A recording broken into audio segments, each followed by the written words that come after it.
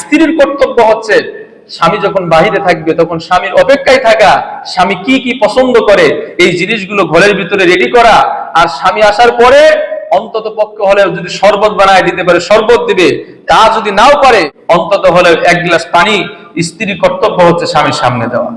এটি সুন্নাহ। আম্মাজান যারা ছিলেন উম্মাহাতুল মুমিনিন, তিনাদের অভ্যাস ছিল আল্লাহর রাসূল যখন ঘরে ফিরতেন তিনার জন্য শরবত বানায় দিতেন। যদি শরবত বানানোর কোনো সামগ্রী না থাকতো অন্তত পক্ষে হলে পিয়ালা করে এক পিয়ালা পানি নিয়ে আল্লাহ রাসূলের সামনে দিতেন।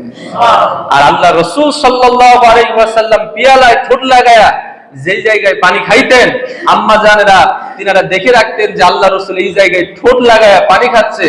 যখন পানি খাওয়ার পরে একটু পানি রেখে দিতেন, ওই সময় আম্মাজানেরা ওই জায়গার ভিতরে ঠোঁট লাগায়া পানি পান করতেন যেই জায়গার ভিতরে আল্লাহ রাসূল ঠোঁট লাগাইছেন।